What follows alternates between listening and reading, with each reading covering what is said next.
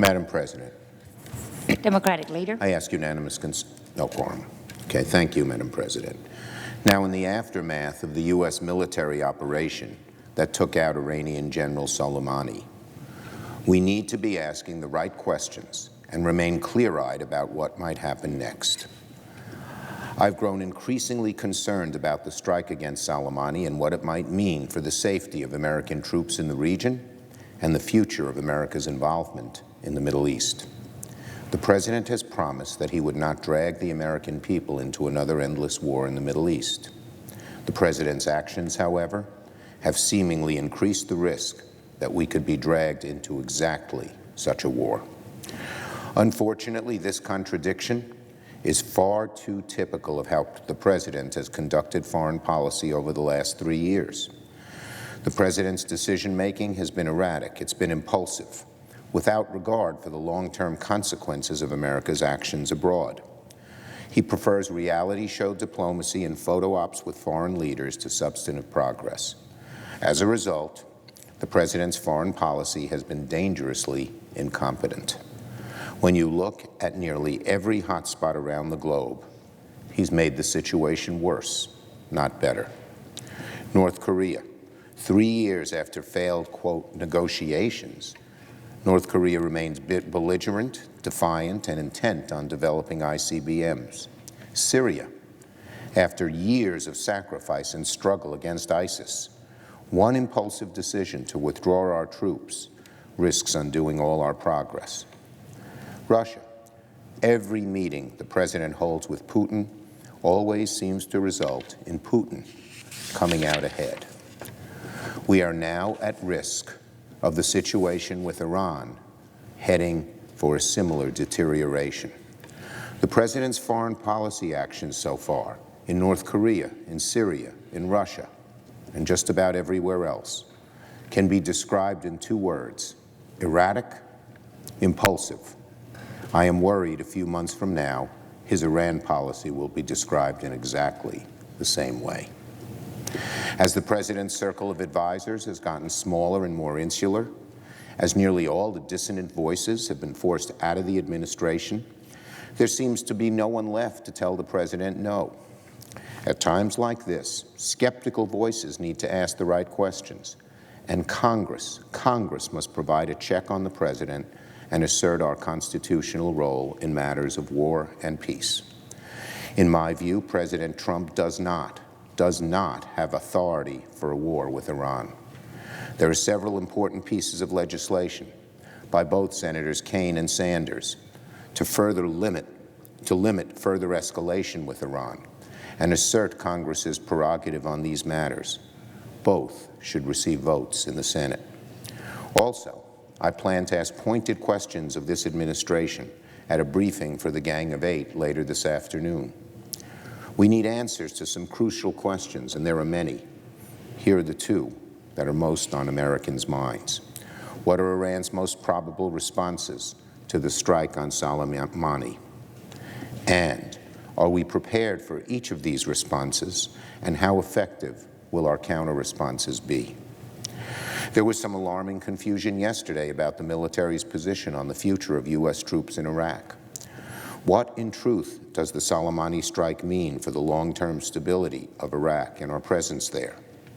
How does the administration plan to prevent an escalation of hostilities and the potential for large-scale confrontation with Iran in the Middle East? These are just some of the questions the administration has to answer. The safety and security of our American troops and of American people are at stake. Now on impeachment.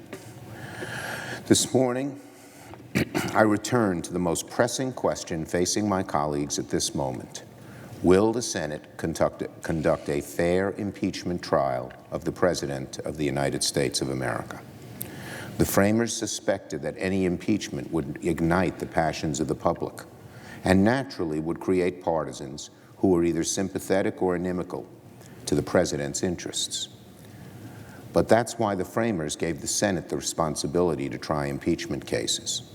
When it came to a matter as serious as the potential removal of a president, they believed the Senate was the only body of government with enough independence to rise above partisan considerations and act with the necessary impartiality. Will we live up to that vision? Right now, the Republican leader and I have very different ideas about what it means to conduct a fair trial. Democrats believe a fair trial considers all the relevant facts and allows for witnesses and documents. We don't know what the evidence will say. It may exculpate the president. It may further incriminate him. We only want a trial that examines all the facts and lets the chips fall where they may. The Republican leader, in contrast, apparently believes that a trial should feature no witnesses, no relevant documents, and proceed according to the desires of the White House, the defendant.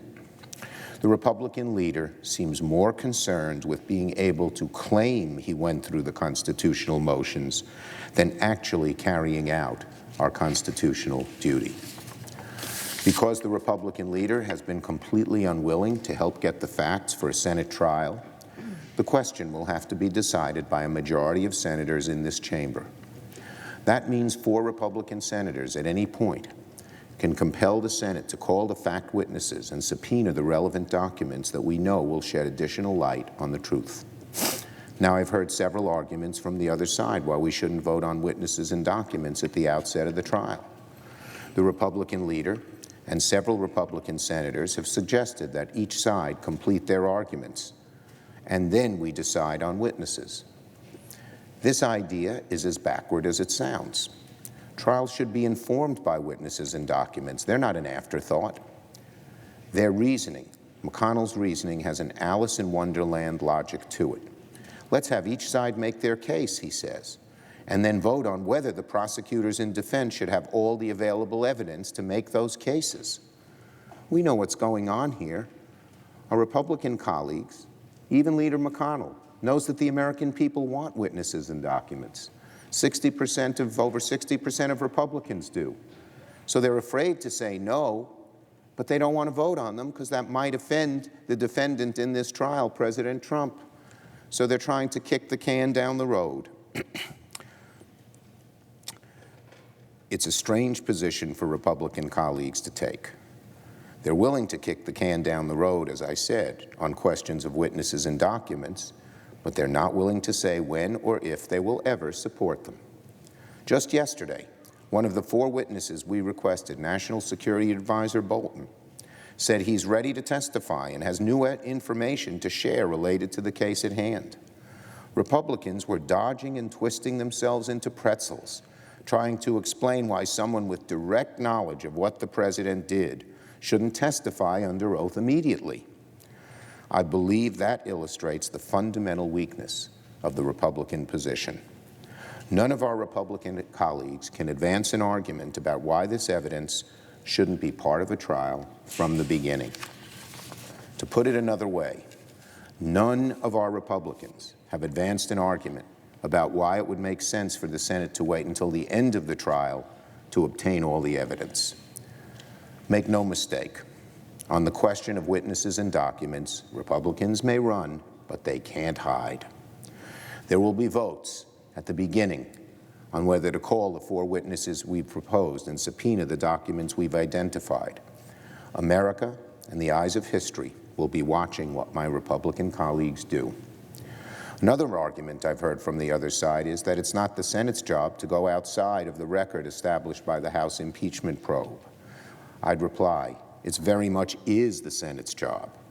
The Constitution gives the Senate the sole power to try impeachment cases, not review impeachment cases, not go over impeachment cases, the sole power to try them.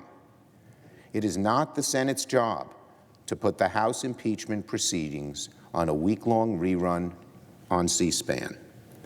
Our job is to try the case, to hold a real and fair and honest trial. That means examining the arguments. That means letting the prosecutors request witnesses and documents to make their case. And this is not just my view. It's been the view of every Senate facing an impeachment trial in our history. Every single impeachment trial of a president has featured witnesses. Andrew Johnson's impeachment trial had 41 witnesses. Several of my Republican colleagues here today voted for witnesses in the Clinton trial. Except for one solitary case, every impeachment trial of any official in the history of the Senate, and there have been a bunch, had witnesses. A trial isn't a trial without evidence. A trial without all the facts is a farce. If the president is ultimately acquitted at the end of a sham trial, his acquittal will be meaningless. That's why the president himself should demand a full and fair trial. President Trump, if you've got nothing to hide, if you think the case is as flimsy as you say, call your chief of staff. Tell him to release the documents. Call Leader McConnell and tell him what you've already told the country, that you would love for your aides to testify in a Senate trial. Mr. President Trump, if you believe you've done nothing wrong, you have nothing to be afraid of from witnesses and documents. And contrary-wise, if you're afraid of witnesses and documents, most Americans will believe you've got something to hide, that you fear you have done something very, very wrong. If my Republican colleagues believe the president's done nothing wrong, they should have nothing to fear from witnesses and documents. In fact, they should welcome them. What better way to prove to the American people that we are treating this matter with the gravity it requires? What better way to prove to their constituents that they're not just doing the president's bidding and not just making this a sham trial because of obeisance to the President of the United States? Because if every Senate Republican votes to prevent witnesses and documents from coming before the Senate, if every Republican senator votes for a rigged trial that hides the truth, the American people will see that the Republican Senate is part of a large and awful cover-up. Yield the floor. President. Senator from Tennessee.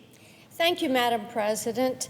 I have come to the floor today, starting this new year, and really here to encourage my friends on each side of the aisle to approach this coming legislative session with some optimism. This is already the longest delay between impeachment vote and the delivery of the House's impeachment message in American history. Already. It's almost as though this House Democrat majority systematically took all of the framers' warnings about partisan abuses of the impeachment power, took everything the founders said not to do, and thought, now there's an idea, why don't we try that? If my Republican colleagues believe the president's done nothing wrong, they should have nothing to fear from witnesses and documents. In fact, they should welcome them. What better way to prove to the American people that we are treating this matter with the gravity it requires? What better way to prove to their constituents that they're not just doing the president's bidding and not just making this a sham trial because of obeisance to the President of the United States? Because if every Senate Republican votes to prevent witnesses and documents from coming before the Senate, if every Republican senator votes for a rigged trial that hides the truth, the American people will see that the Republican Senate is part of a large and awful cover-up. Yield the floor.